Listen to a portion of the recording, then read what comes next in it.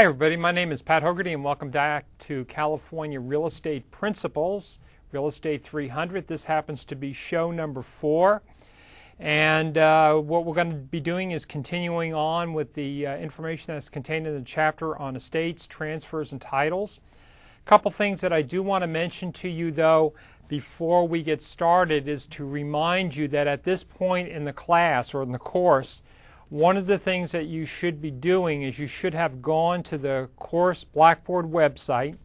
You should have made darn sure that you have updated your email address. I am still getting, and I'm sure this is uniform no matter whatever time this is shown, we still get students that will have where they haven't changed their email in Blackboard, and I get that as a feedback saying these people are still haven't changed their address, which means you're not getting any of the email that I send you. So you need to update that. Remember, that's located underneath the Welcome tab under Personal Information. You're going to edit personal information in order to change that in Blackboard. Number 2, you should be at the point now where you have thoroughly gone through the course outline. You will notice for this course is that you have a very small little project, which is where you're supposed to go out and meet with a real estate person and conduct an interview. Let me explain a little bit about what this happens to be. And I'm not sure whether I did this before, so if I did, please bear with me. One of the important factors whenever you're entering any kind of a career, whatever it happens to be, whether you want to be a nurse, a doctor, a lawyer, or accountant, a real estate agent, an auto mechanic, a motorcycle mechanic, it doesn't make any difference what it happens to be. But what is important, though, is that you go out and visit with people that are currently working in that field, so that you can find out what their job is like on a day-to-day basis. In fact, sometimes you may even want to actually go out and visit with several different people, not for this assignment, but several different people to get different people's opinions, because you could visit with one person and they'll say, the real estate business is the worst business there is in the world. I would never go into it again. And you can visit with somebody else and say it's a great business. So you really kind of want to get that kind of a flavor. In fact, I mentioned this in other classes.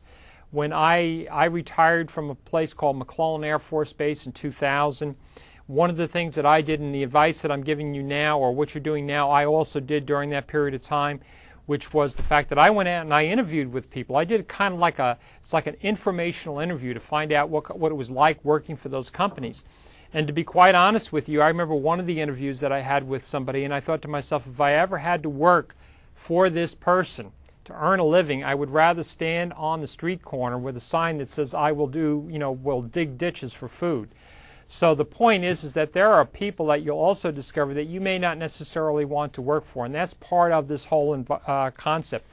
But what you're going to want to do is to go to Blackboard, go to course materials, go in for the instructions on the professional interview. When you get there, what you're going to want to do is download that. And what essentially it's doing is it's giving you a set of questions that you could ask. Now, these are kind of common questions that you would normally ask anybody. Like, for example, how long have you worked in the business? And they may come back and say, I've been in the business for 5 years, 10 years, 15 years. What do you do on a daily basis might be another question. So I have a series of these questions there. And the whole concept is you're just trying to find out some information, some direction from them about what it's like to be in this business. A couple things I want to mention is that some of you may want to be in the sales business, so that means you may want to go out and talk to a real estate broker or a real estate salesperson. If you're interested in the appraisal business, you may want to go out and find an appraiser. And conversely, you may be interested in mortgages or lending, or you may want to work for the county or the city in their planning department. So you want to kind of sit down and meet with that person that you think has the job or the career that you would be interested in working in. When you get all done with it, all you're going to do is you're going to turn in a 2-page typed report, not handwritten, typed, hopefully on a computer. Remember, if you need a computer and you don't have one, we have tons of them over here in the business building for you to use. We have instructional assistants that will show you how to use them. So there's not a reason why things shouldn't be typed. And then you'll turn it in based on where it says in the course outline. There's a date when you're going to come in. Typically, it's usually the day that you come in for the second midterm exam is when you'll turn that paper in, okay? And I don't think I've ever had anybody that hasn't turned it in and hasn't thought it's a good idea, and I think I'm not the only instructor that teaches real estate that has you do that. I think probably almost all of the people that teach real estate principles ask students to do that. So anyway, with that, I'm going to move on now to the course material that we were talking about the last time. What's interesting, one other thing I want to mention to you is please remember that I've also been sending email out that as we do these videos, that they're being encoded and put up on the website and Blackboard for you to see. The other thing I want to mention to you too is that a new feature that we have is that if you even have friends of yours that want to see what the classes look like, you can just go to the Distance Ed, go to Sacramento City College, go to the Quick Link menu, go to Distance Ed, and under ITV, or Instructional Television Archives, you can see all of the shows. So that's another thing that you can do. One of the things that I use that for is like just before I started class, about 15 to 20 minutes before I started the class, I fired it up, took a look at it, trying to figure out where I left off the last time, because you can move that little video, what we call the scrub button, over, and usually it'll take maybe about 10-15 seconds for it to catch up, and then you can watch, which is kind of a neat feature because you could start watching the video, the phone rings, you're going to leave town, something's going to happen, and you could say, well, I was sort of in the middle here someplace. So rather than going back and watch the whole thing over again, you can just kind of figure, well, I was somewhere in the middle, and pull it over there, wait about 15 seconds, and boom, you'll hear some audio, and I'll be standing there kind of like this, and you'll hear me talk, but I won't be moving, and then all of a sudden I'll start moving with the thing, and it works fine. Okay? So I think that that's important. Where we left off the last time when I did that little bit of research is I found out that what I was talking about over here was the grant deed. And we had spent quite a bit of time. I had talked about things such as, recording the document. I talked about things such as the documentary transfer tax stamps here. I also discussed the concept of how they took title as a single person or a widower, the legal description, the covenants, conditions, and restrictions. And then finally down the end of this, what I did is I ended with an explanation of the notary seal, saying that anything that you're going to have recorded at the county recorder's office has to have a notary seal. And the concept behind it is that the county recorder wants to make darn sure that the person that is signing that document really is that person. So we don't have a lot of fraudulent documents. That's the whole idea of having a notary, is that we want to prevent fraud. We don't want to have somebody signing a document and selling your house. We want to prevent that, and that's how one of the ways we attempt to do it. I did mention that what we're going to pick up on is the quick claim deed, but one of the things that I wanted to mention, and it's on one of the pages here, is that when you fill out this grant deed, there are certain things called warranties that you, as the person that's selling the property, warrant to the person that is buying the property. And you may say, well, why is this important? It's important because that deed has a warranty in it, whereas the quitclaim deed that we'll talk about in a few minutes does not have those warranties. Okay? It's kind of like buying something and having a warranty to go with it. So anyway, the first warranty that you have is that the owner or the grantor, also called the grantor, has not conveyed title to the property to any other person, grantee. What that means is the person that owns the property is making a statement to you and saying, listen, I have not conveyed or sold this property to anybody else. I am the owner of this property. Okay? Or myself and my wife are the owner of the property. And the reason for that is you don't want to go ahead and pay your hard-earned money and then all of a sudden find out after you own it for a year or two that that person was the one that did not own it. So that's part of the warranty in the grant deed. The second thing that you have is that the owner of the property, it says the property is free and clear of any encumbrances, which means liens, judgments, anything like that, or any restrictions, other than those already disclosed to the grantee, which that means is that when I, as the seller of the property, what I do is there's a number of disclosures that I have to make to the buyers. I have to disclose if there's any kind of problems with the property, if I think, hey, my fence is really located on the neighbor's property, those kinds of things. Also, too, when the buyer buys the property, they're also getting what they call title insurance. And that title insurance will produce, before they insure the property or insure the title, they'll actually produce something called the preliminary report. That'll show things like liens, judgments, rights of way, any money that's owed against the property, IRS lien, so on and so forth. So what this owner is doing is saying, I'm warranting that I have nothing else except for what I have currently disclosed to you. That's what that statement means. Okay? And it says a grant deed also transfers any after acquired title, meaning rights that are obtained after the sale has been completed or conveyed. Okay, so if the owner, for whatever reason, gets some additional rights later on, that becomes part of yours automatically. It's not like they retained that. Okay. Another thing I want to mention here, it says these warranties are part of the grant deed. Although they are not written into the deed, they are called implied. Implied means it's understood that you're going to have those warranties when you get it. In other words, the guy is not going to sit there and swear that that's true. It's implied that that's what you're getting. Because they are not expressed in writing but are present. Okay? So it's important that you understand what the concept is of the grant deed. Grant deed is one of the ways that you can transfer title. There are a number of different types of deeds, just so you know. There are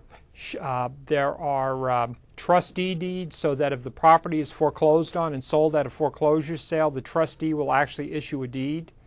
If it's sold by the sheriff, there'll be a sheriff's deed. If it's sold by tax, there could be a tax deed. So there could be a number of different deeds, types of deeds that convey property. The other kind of deed that you will see utilized on a regular basis, I'm going to flip it over here and show you what it looks like. It's not filled out. It's just an example of one. It's called a quitclaim deed. Now, the purpose of this deed is not to convey title. That's not its purpose. Its purpose is to say, its purpose is to essentially make this statement. If I have any interest in this property at all, I hereby give it up. Okay? Let me give you an example where this may come into being, and it happens on a regular basis. The example I'm going to use is you have a husband and wife and they happen to be married. And maybe they're happily married. When they initially get married, they're happily married. What ends up happening is maybe they're married 6 months, a year, 2 years, 10 years, 20 years, whatever it happens to be, and somewhere along the line they decide that they're not getting along. And they decide that they're going to get a divorce. Okay? Divorces don't happen automatically. They take some time to sort out all of the legal issues, all the problems that are dealing with it. So you may decide that you want to get a divorce this year and it may not become final for another 6 months or a year. Okay? Now, during that period of time, what happens, and let me back up for a minute before I go any further. In California, we're in what we call a community property state. Community property state means that any property that you acquire after you get married, okay, is considered to be both, if you're, say, a husband and wife, it's both the husband and the wife. So it doesn't make any difference whether the husband works or the wife works or they both work. It's still 50-50. So keep in mind, the issue here is any property acquired after the date of marriage is considered to be community property. There's only two exceptions to that. Exception number one is the fact of that property, if you happen to have gotten that property because it was inherited. In other words, if somebody died and left you the property specifically, then that's your separate property. Second, if somebody had given you property, your uncle said, you know what, you did such a good job on this, I don't know, you're such a nice person, I'm going to give you my lot or my house. If it's a gift, that's your separate property. Now here's what the issue is. Going back now, if you can consider the fact that anything that's acquired, except for those two exceptions, by husband and wife after marriage, after the date of marriage is community property, if they decide that they're going to get a divorce, and the divorce is not final, but then let's say the husband, well, let's say the wife meets somebody and has a boyfriend, and they decide that they're going to go together and buy a house prior to the divorce is final, okay? Prior to the divorce is final, the wife decides that she and her new boyfriend are going to buy a house. What has to happen in order for the title to be clear is that the husband has to sign a quitclaim deed saying, I have no interest in the house that my wife and her boyfriend are going to buy. Why? because they are still married. The divorce is not final. And if you want to know if that ever happens, yes. Does it happen on a fairly regular basis? Yes. Have I ever seen where we have people come in and do that? Yes. Usually what you have to do is you have to bring them in separately, and it's kind of a tough situation to deal with, but yes, you have to do that. You know, now the day that all of a sudden that the divorce is final, then after that date, if the wife and the new boyfriend then acquire the property, then the husband doesn't need to do that anymore because the divorce is final and you've passed that date. Okay? Very important issue if you're dealing with something. It's just something, again, like I was telling a class the other night, these are the things that you need to be aware of. There are things that a lot of times you're having to go to somebody else to get some assistance and help with, maybe like the title insurance company to work with you on this, or an attorney or something.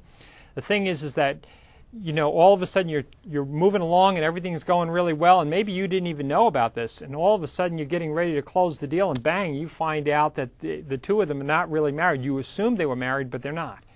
And the reason why is a lot of times people will, you know, get married, maintain their single names, and you're just, you know, you're just not aware of it until they say, oh, well, we have one small little problem. You go, well, what's that?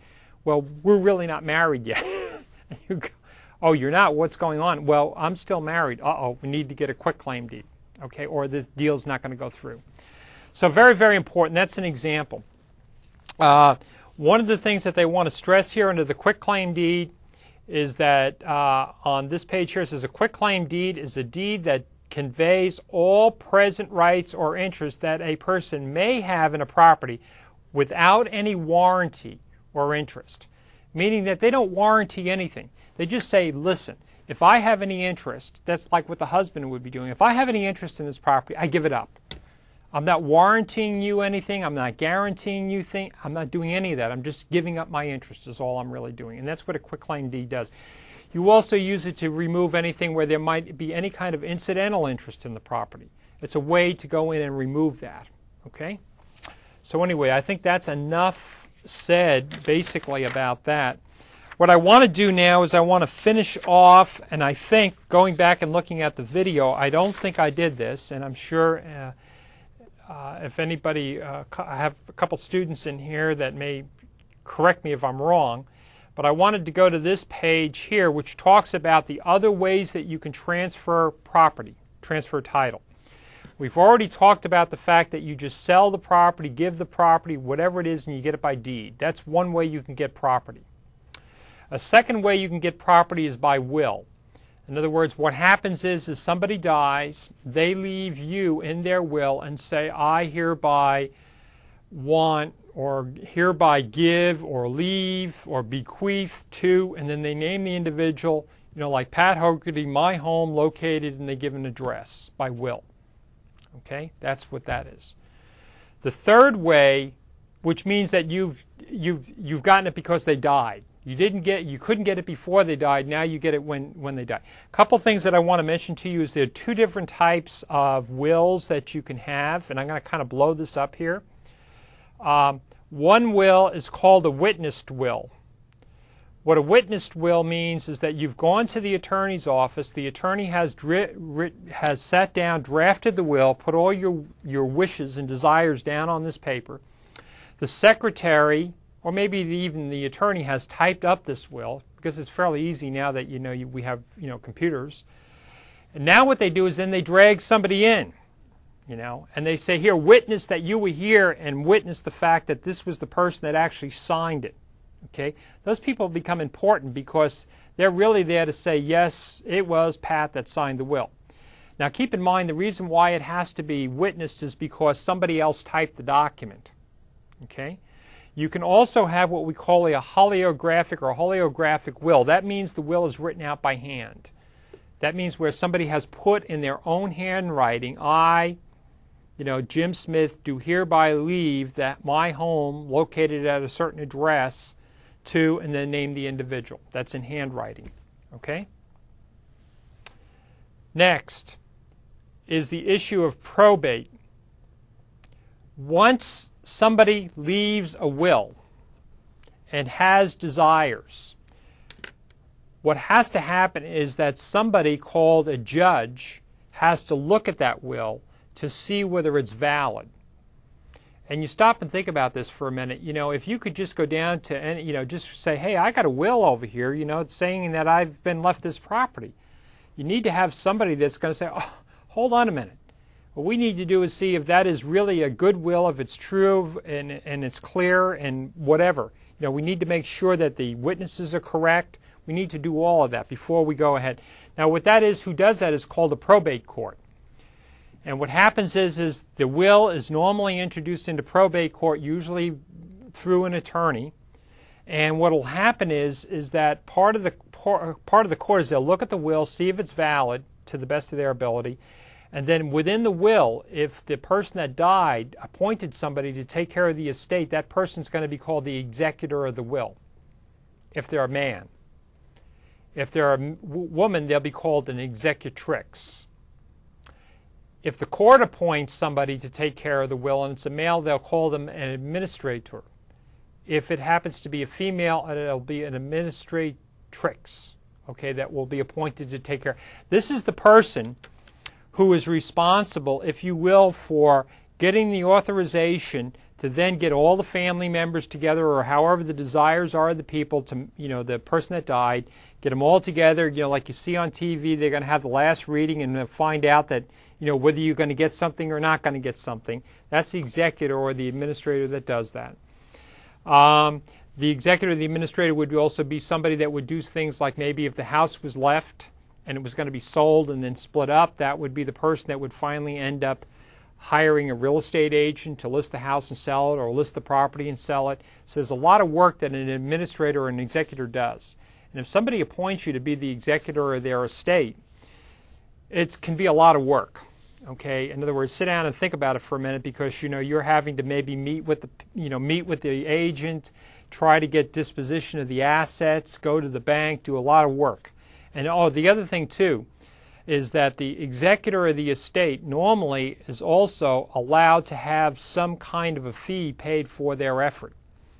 In other words, they're having to take off work, they're having to do stuff, so somewhere usually in there will be some sort of a fee that they can pay. Because these can get to be fairly complicated, even so it may seem to be simple. You're going to find out, like in some wills, like when my uncle died, going back and to see whether you may have other people that possibly could have interests in the property, and you have to get releases from these people. There's just a lot of stuff has to happen. So it's not an easy job, and it's a very responsible job. You have to take it very seriously. The next thing is called intestate. Intestate means that you die and you do not leave a will. So in other words, your property's laying around, somebody has to do something with it. You didn't leave a will with any last wishes or desires. So what ends up happening is that somebody has to figure out what to do with it. Since you didn't identify what it is, then they have to go by law. And by law they may say something like, okay, well, if the husband dies, if they're married, the wife gets the house, or it may be split off and it may go to to the children, so they have no other way, so they just go down the law. Okay, whatever that happens to be.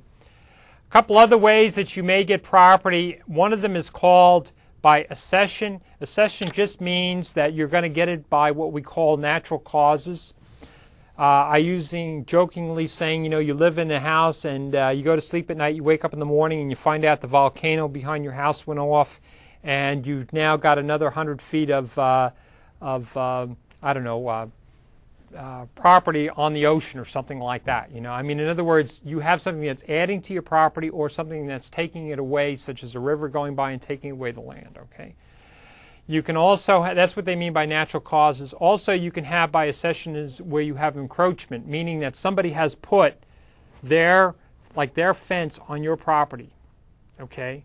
That's another way. Or you've put your fence on their property, and that's another issue altogether, because there are certain rules and laws on how long that can exist before all of a sudden that person, if they don't take any action, can lose that right. And again, that's something you have to talk to an attorney about if that happens. If you go home and find out that, for example, the neighbor's fence has been on your property for the last so many years, don't automatically assume, for sure that they have that property. You need to talk to somebody and find out. Okay. Occupancy, we'll talk about that. It's called, occupancy just means that we can, We can get the property because somebody's abandoned it and said, take it. We can get it by adverse possession, okay, which means that we've done something we've done some activities in order to gain to have access to that property, use that property, or by what we call prescription. And then finally, by dedication. Dedication means, and you see this in cases where a developer or a builder is going to build a subdivision, and maybe the county or the city or whatever turns around and says, you know what, we'll approve the subdivision, but you know what, the fire department needs to have a firehouse closer to where your subdivision is so that they can get there and put the fires out. And in order to do that, they need some land to build their firehouse on, so consequently what you need to do is dedicate, like 5 acres or 3 acres or 2 acres, or we need room for a school, or we need some more streets, or we need a park. That would be dedication. That can be voluntary on their part where they feel, hey, out of the goodness of my heart I'm going to do this, or it can be mandatory. Mandatory is where the government, county or city will say, we're not going to approve this unless you go along with it. If you go along with it, we'll approve it. If not, we won't. And the reason would be like for a fire department. No place for the fire department to put their fire truck in case one of your new people that bought the houses burned down. Okay. In fact, what's interesting up where I live, and I'm wondering whether these guys are doing this, they built a new firehouse, I guess last year or so, but it seems like every night I go home, they're doing like test runs. It's almost like they're going around trying to figure out in time how long it takes them to get from the firehouse up the hill to a certain location, because they get out of the firehouse, they run all the way up the hill, all the sirens are on, and then when they get to the top of the hill, they make a left turn, they turn everything off. The next night, it seems like they got another fire truck going around. So I guess what they're doing is looking at how long it takes them, I'm assuming, to respond to getting to, once they get the call, how long it takes for them to get there. I can't think of any other reason. I don't think they're out there joyriding. I think there's a reason why they do it. Okay, so anyway, I'm going to kind of zoom back out of this. All right, so we've talked about 34, 35. I'm just looking at the pages. Okay, quitclaim deed. Okay, we talked about the transfer of the property. I'm kind of looking at some things here. Okay, adverse possession. Okay, let's talk about adverse possession, because this is, we talked about, first of all, I'll do this fairly quickly here. We talked about one of the ways that they can transfer property in that chart was by abandonment. Okay. Okay. So it says ownership by occupancy. Now, what's critical about this, I think, you as a real estate professional need to take a look at this. One of the things that at least you should be aware of, not that you're warranting or guaranteeing this, but you should be aware of when you are working with a client to either help them sell the property or help them acquire the property, is that you should have some sort of an idea on how large that property happens to be. Is it 50 feet wide, 100 feet wide, how deep is it, whatever. You should at least be looking at it to say, does it look to me like that property, the fence is on the right location, the building is in the right place or whatever? I mean, just be aware of that. It's really the client that's supposed to be disclosing that to you if there's a problem, but you should at least be aware of it. The problem that we have, and a lot of this is kind of like maybe, if you will, like a jailhouse lawyer thing. You're trying to have an understanding of what's going on so that you're not just making a statement and everybody's abiding by it, but you want to actually take a look at what the requirements are so you understand it. First of all, you can get property, okay, by 3 different means. It says ownership of real property or the use of real property can be gained through 3 types of occupancy: abandonment, adverse possession, and prescription. Okay? The first one, abandonment, all that essentially means is that abandonment is relinquishing the right or the interest with the intention of never again of claiming it. Okay? One cannot acquire title to abandoned real property without court action, but a landlord can acquire possession of property that is left abandoned by the tenant. That's typically, usually, we're talking about personal property now, okay? But again, you have to be very, very careful with what you do. If the tenant moves out and leaves a bunch of stuff there, it's not like, oh, well, they left their stuff and I'm going to go ahead and sell it. You need to check with some people and find out what kinds of rights and rules you have. That's why even when people leave stuff like in mini warehouses and stuff, there's some time that goes by before they actually sell it to hopefully help recapture some of the rent that they have. You have to be very careful about that. But abandonment is one way. The second way is what we call adverse possession. And adverse possession and prescription seem to be almost the same, but there is a little bit of a difference between it. And I'm going to read what it says here and make sure it comes through. It says, adverse possession is acquiring title to another's property through continuous, and notorious. Notorious means to me that everybody knows about it. You're not doing it secretively. Anybody can discover that you're doing it. You're not doing it in the middle of the night. It's open. Everybody can see it. But notorious occupancy for 5 years.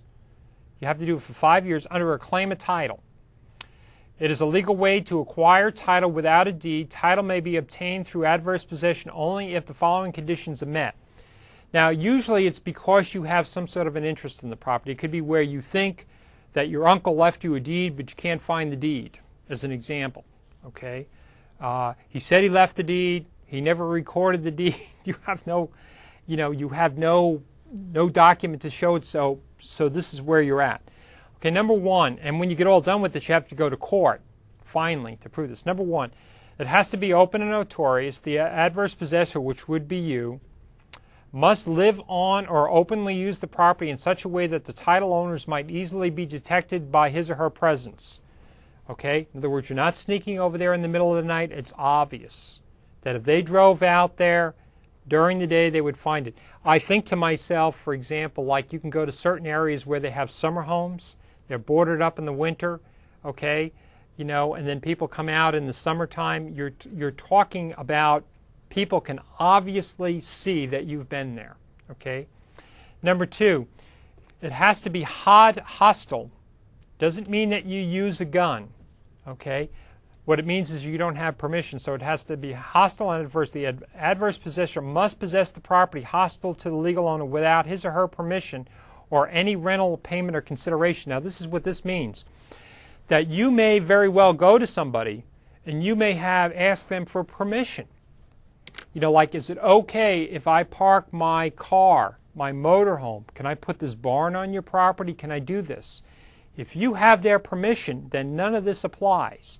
You can't go over there and say, well, I've had my motorhome parked on this guy's property for, 10 years. I've cut his weeds, I've done all that kind of stuff, now I want to take title. No, because you have had his permission to do it. So that would be a condition you haven't met, so that's out the window.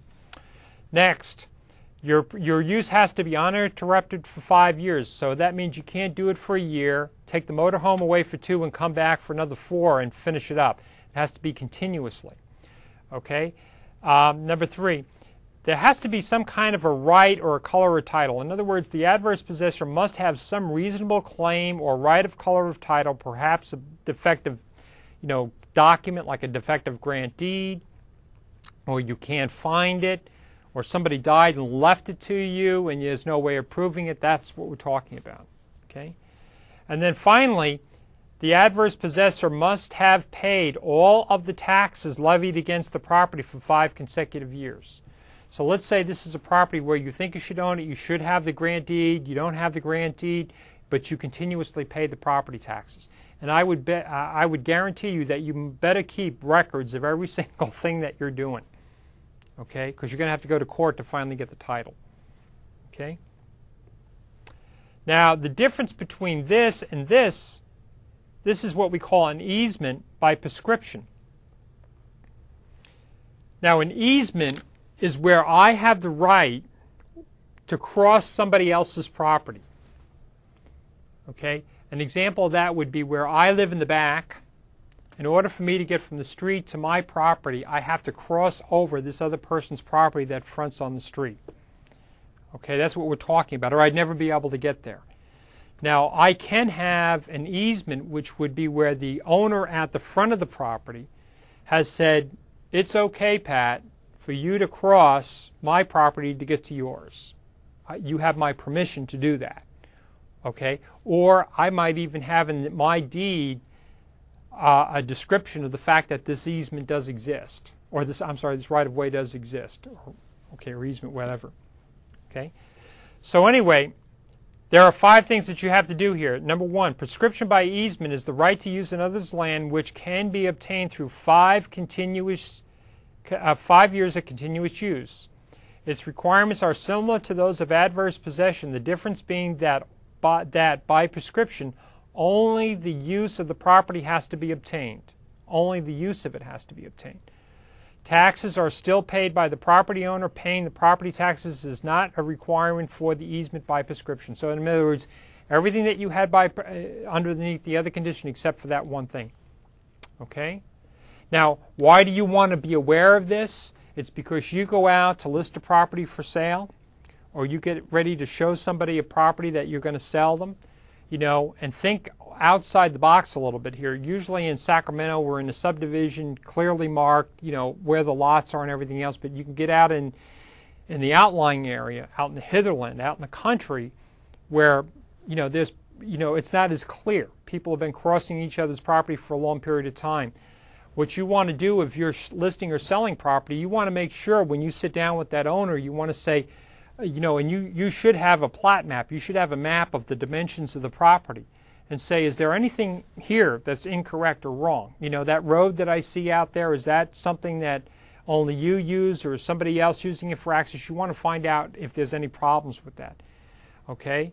So conversely, if you're showing a property to somebody and you drive down the road, you want to be aware of maybe where the property line starts, so you're not just driving them down the road only to find out you've been driving over somebody else's property in order to get to their property. So in other words, you want to be aware of that as an agent and ask the question. That may result in the fact that the person may come back and say, well, yeah, but I've never given them permission or whatever. Or you may actually end up having to go back to the person and say, wait a minute, before we go any further, maybe what we need to do is get a land survey or some way to confirm where the property is and mark it out. Okay? Again, that's why you have somebody called a real estate broker that you work for. Their job is that you go back and say, I think I got a problem. Can you help me? And you sit down and explain it to them, and then you drag them out there and show it to them. And then because they have more knowledge and experience in the field, that your real estate broker will advise you on what action to take. Okay, very, very important. Okay, I think we have finished all the transfer stuff. And again, that's stuff that you probably have to spend some time going over and getting a handle on what that is. One of the last few things that we want to talk about is how you hold title. So just to go back again, remember what we've done here. In the first part of this chapter, we talked about what it was that you owned. Did you own real estate? Was it freehold? Was it a life estate? Was it a leasehold property? Whatever. What was the estate that you owned? The second thing that we talked about is how do you transfer the property from one person to the other? How does that happen? That was by deed, quitclaim deed, grant deed. You die and you leave it to somebody, so on and so forth. The last thing is how you hold title. Title means how does your name show up on the deed? How does your name show up on the deed? And then once it shows up on the deed, then what can you do as a result of it showing up there? Can you die and leave it to somebody? Can you sell that to somebody else? What can you do? Okay? So they have this little title here, or this little page, and what they do up here is they talk about title, and I'll just kind of blow this up here a little bit so we can see it a little bit better, hopefully, on TV. Let me check. Okay. It says title is the right to ownership of land and the evidence of that ownership. Okay, so it's the right to own it and the evidence that you own it. There are 6 distinct, in other words, distinct, there can be variations of this, but 6 distinct methods of holding title. This figure down here displays the 6 ways a person or persons may hold title to real property, whether a single title holder has the right to, and whether the single title holder has the right to sell or will or sell his or her independent share to other owners. Okay. Then they throw another term in here that's important that we use all the time. It's called vesting. Vesting is the placing of a person's or persons name on the deed and a description of the method by which the person holds title. So in other words, I would say something like, Mary Jones and John Jones as joint tenants. or Mary Jones and Pat Jones is community property, or Mary Jones and Pat Jones is tenants in common. So in other words, I have to have their name and how they hold title. Very, very important. Okay? Now, down below down here, they show you the 6 distinctive, if you will, ways of holding title. And there's a lot of narrative that goes along with this. The first one is something called, this is how we treat this single title holder. In other words, this individual, when their name shows up, what rights do they have? Remember, we have, like, for example, if we have Pat Jones and Mary Jones, we're talking about how either one of those, what rights they have as an individual. Okay? So first of all, and then over here to the right we have, can they will it and can they sell it? Okay? So first of all, we have severalty, which is a sole ownership. Okay? That means that I own the property as myself. In other words, I have bought the property while I'm single. Okay? Or I'm single, or somebody has left the property to me as a gift or inheritance. In other words, my name is the only name on the title, period. Okay? I may hold it as Pat Hogarty as a single man. I may hold it as Pat Hogarty as a widower, but I hold it as my own. That's my property. Okay? Under those conditions, I have the right to will it. In other words, leave it to somebody else, die and leave it to somebody else, and I also have the right to sell it. And the only person's name that has to be on there is mine. Okay? The second way is something called tenants in common. Tenants in common. Now let me explain a little bit about tenants in common. Tenants in common means that I own the property, but I cannot define a specific area of the property that I own. Typically, we take tenants in common has what we call an undivided interest. What does that mean? That means that if myself and another, say there's Pat Hogarty and there's this guy called Jim Smith, and we hold it as tenants in common. That means that we own that property, but we cannot go out and say, Jim owns the pool and Pat owns the house. Or Pat owns the bedroom, but he doesn't own the living room. We don't distinguish between what we own. We own, it's like, we all own it together, and everything is each one of us has an equal share as far as our right to use that portion of the property. Okay? So it's not divided, it's not halfway, it's not cut in half is what I'm saying. We're not like the Three Stooges used to do, drawing a line down the middle of the house. It's not like that. Okay, that's what we're talking about. Now, another thing with tenants in common is we can have unequal interests. So in other words, if you had 3 people that owned the property, you could have a third, and a third. You could have one person that has 50% ownership and the other 2 people have 25%. So they don't have to all have equal ownership. Okay, that's another feature, or whatever you want to call it, of tenants in common. Okay, now in this particular case, it says tenants in common. Can one of those individuals will the property to somebody else? In other words, if I own property and my name is on that property as a tenant in common, can I die and leave in the will that I'm going to leave that to my aunt, my uncle, my brother, my sister, my nephew, or some kind of a charity? Yes, I can. I can do that. I can legally do that. Can I also sell it? Yes, I can. Okay. Now you may say, well, wow, that's crazy. You mean to tell me that I can be in partnership with somebody, or I own this land, and then all of a sudden they get hurt or they die, and the next thing you know, I find out that my new partner or my new person that I'm dealing with is somebody I never met before? Yeah. Could they possibly sell it and I find out I have a new person that is now, moving in and working around the house? Yes, you could. That's why in a lot of cases when you have something as tenants in common, you also have probably something else like a partnership agreement that goes with this. That says something like, listen, we're going to hold this in tenants in common, but if Pat dies, then Pat's estate has to first offer the property to the remaining partners so that they can buy it. And then give those partners a period of time in which they have to move. They have to buy the house or buy the share, or turn around and say, we don't want to buy it.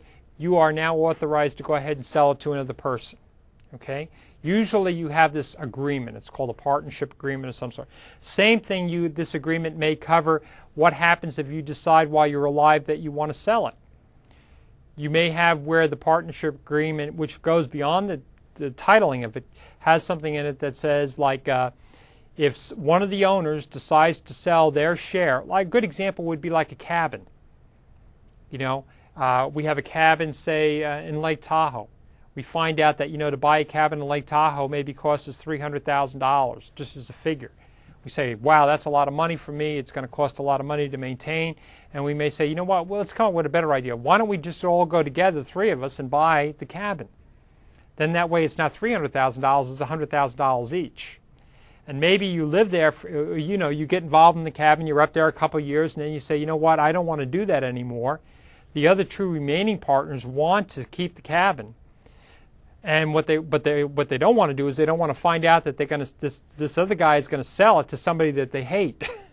So what they basically do is the partnership agreement normally will come in and say to them, okay, you guys have 90 days to indicate whether or not you want to buy it, and another 30 days to actually close the deal. If you don't want to do it, then then at the end of that point in time, the owner that wants to sell has the right to go out and market their share to somebody else. Okay? That's what we're talking about, right? I used to own airplanes like that, for example. We would own them in a partnership because they're so expensive to operate that our names were on the title, and then what would happen is we had a partnership agreement that covered exactly that. What would happen if we died? What would happen if we wanted to sell? We would have a meeting, and the new partner would come in, and we'd sit down and talk with him, and if we didn't like the guy, out he went, and we'd say to the guy that wanted to sell, go find another guy. So anyway, that's what we would do. Okay, that's tenants in common. Next one is joint tenants. Joint tenants also means that you have equal interests. So that means that you can't have where you have one person that has 50% and the other one has 25 and the other has 25. Joint tenants only works where you're talking about each person has the equal ownership. So we're talking about if you have 4 people, it'd be 25, 25, 25, 25. If it's 2 people, it'd be 50, 50. If it's 3 people, it'd be 33 and a third, a third and a third. Okay? The concept behind joint tenants is the fact that you have equal ownership.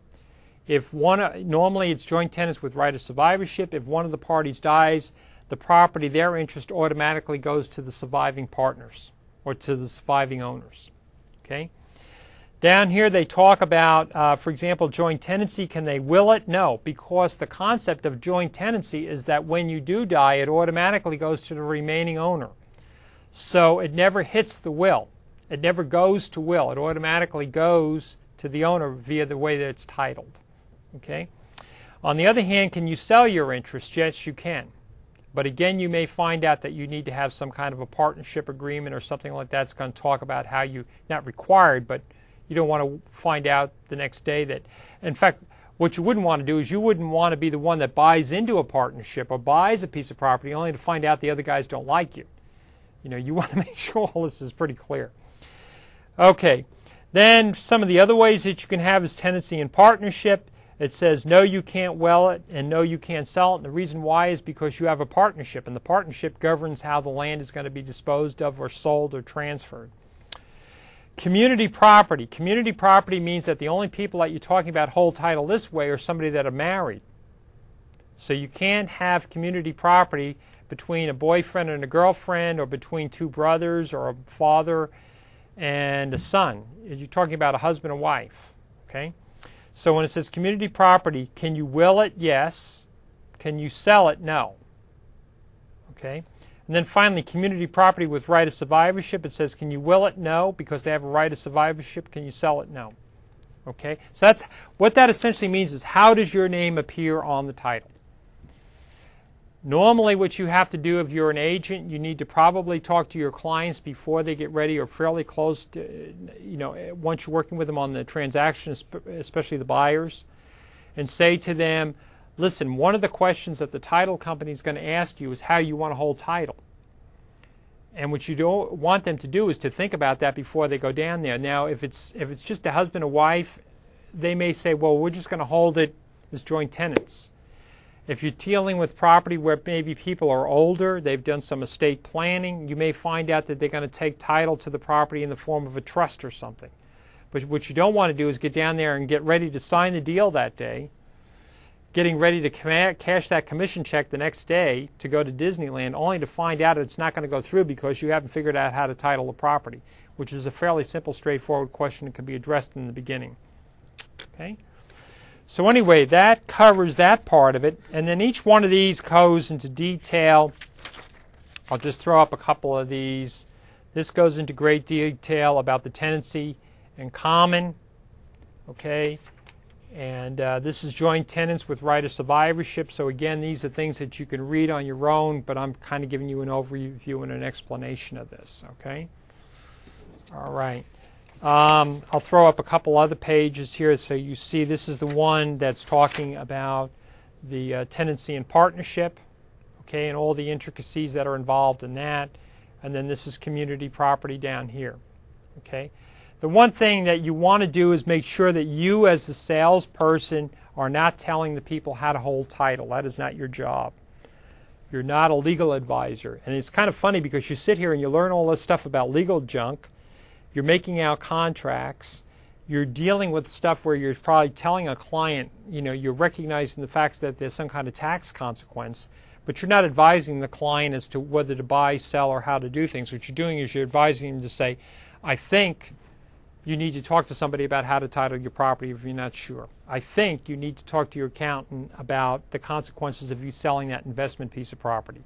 Okay? That's what you're doing. You're learning that so you recognize it as an event that happens and that you're just telling them they need to do that. Okay? This is the one that talks about community property with right of survivorship right here. Okay. Now, the last thing that we're going to talk about in here, I believe, is the recording. Okay? Recording of the property. Okay. And what recording does, and people will say, can I do a deed between my brother and my father and my uncle, or my mother and sister, and do they have to record the deed? The answer to that is no. For it to be valid, does it have to be recorded? No, it doesn't. Okay, that's any of those documents. It doesn't have to be recorded. The issue is that when you record it, you're telling the world that this transaction has taken place. You have put in a permanent place a copy of this document that has had to have been notarized and recorded with a date and a time that this transaction took place. That you actually transferred the property from one person to the other, you actually got a loan, or if you paid the loan off, you got a deed of reconveyance, or if you're a mechanic and you're a carpenter and you've done some work and you haven't gotten paid for it and you record a mechanics lien. This is all telling the public what's going on. Very, very important. It also acts as a repository to where you can go and get a copy of this document. If, say, for example, in the future, if you say, well, hey, wait a minute, my uncle gave me that property, you know, or left it to me, but I can't find the deed. Well, you can go down if it's been recorded and get a copy of it. Very, very important.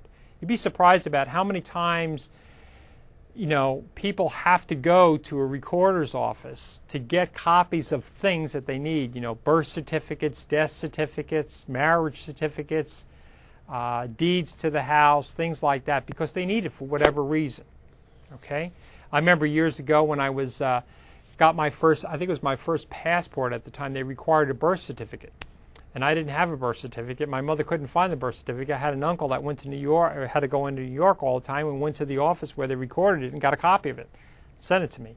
I don't know whether you need to have that anymore, but at the time you did, okay? So it's a place, a repository where you can get copies of things.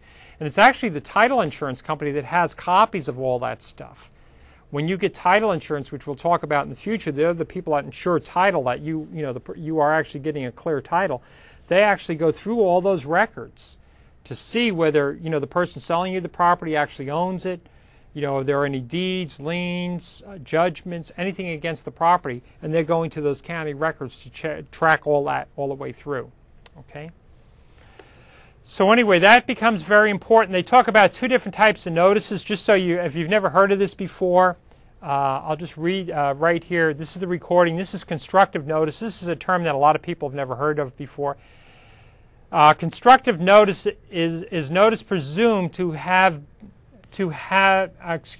presumed by law to have been acquired by a person and thus imputed to that person. It can be accomplished by recording a deed taking possession of the property. Any recorded notice that can be obtained from the county recorder's office can be considered constructive notice and therefore public knowledge. That's the idea behind it. It's public knowledge that it took place.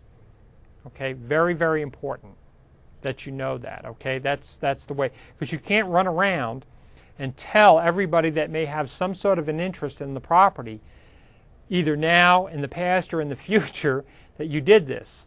But as long as you have this central place to go to, then they can find out about it.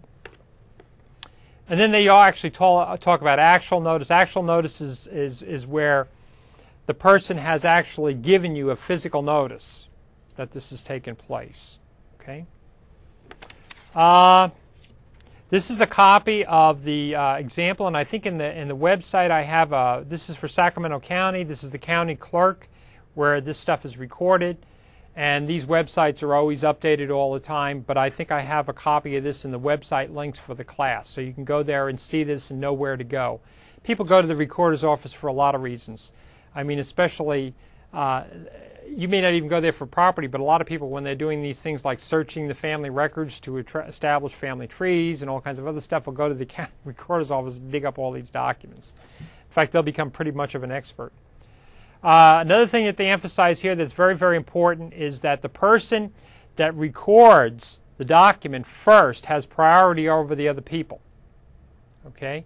So in other words, whoever records first has priority over the next person, For example, like when you have we've talked about something called like the second loan or a second mortgage. That doesn't mean that it's a small amount of money. In fact, you can have a first mortgage for $10,000 and a second one for $200,000 and a third for $50,000. What makes it a first, second, or third is who recorded. Who recorded first, who recorded second, who recorded third. Okay, so it establishes a priority system. And finally, they talk about acknowledgement. Acknowledgement just means it's a notary. And what the recorder's office requires to make sure is that all of your documents are notarized before they're going to record them. And the reason why they do that is they're trying to prevent fraud. Because if you could just go, as I mentioned when we started, if you could just go down and write out a document by hand and just run down there and record it without somebody actually saying, this person is really that person, you could have all kinds of silly things recorded against property that could affect the title. So that's why they have that. Okay. And again, recording nowadays, usually what they're doing now, and that's what this little thing is here, I think, is that they're basically just basically saying, I think this is what this is about, or maybe it's not, but anyway, what they're doing is they're actually taking a look. You'll end up having to have a fingerprint or a thumbprint, some form of ID like a driver's license. And the idea is that that person that is that's notarizing that is somebody that, if necessary, they could drag into court and say, was that really Pat that signed that document that day? And what they could really attest to is to say, on that day, in my notary book, I took that guy's thumbprint. That's his thumbprint that I witnessed him put there. That was his driver's license, and that's his signature. And that's what they're really attesting to, if you will. So with that, I think we're pretty close to the end now for show number 4. The next time that we meet, we'll be talking about what's in show number 5, and I want to thank you very much for coming. See you the next time. Bye-bye.